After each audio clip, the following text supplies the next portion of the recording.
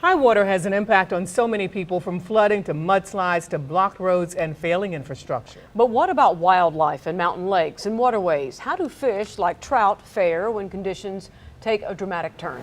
News 13's Frank Crocker joins us live along the banks of the French Broad River. And Frank, not great conditions for casting a line.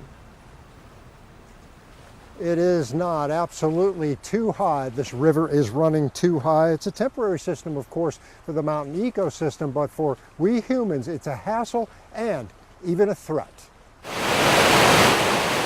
The East Fork River in Transylvania County, a popular place for anglers of all types and skill levels, like these young fly fishermen. Jeremiah Hooper set his hook while our camera was rolling. A small brown trout, his second of the day. From the waters of a rushing river to Cantrell Creek Trout Farm and Hatchery, not far up the road. This family business raises rainbow, brook, and brown trout for stocking private lakes, rivers, and streams across 5 southern states. From tiny fingerlings all the way up to 2- and 3-pounders. But right now, fish that were headed to local clients are staying right here. You don't want to put fish in it when water's like a flume going down it. Mike Anderson is the aquaculturist for Cantrell. Our recent heavy rain made an impact here for just one day. Silt in the water made it impossible to feed the fish.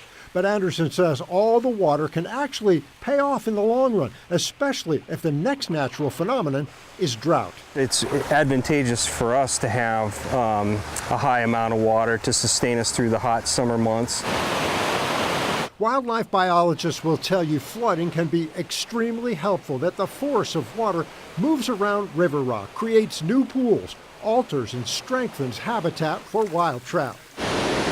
There was a reason Jeremiah and his friend Daniel were casting from the bank today. The East Fork is running high. That's a little dangerous, so kind of stay on the banks or wade in shallow areas, but yeah, we're kind of staying out of the water for the moment. As far as any high water threat to that brownie landed and released? They're used to it. Fish don't mind the water, so I think they'll be all right.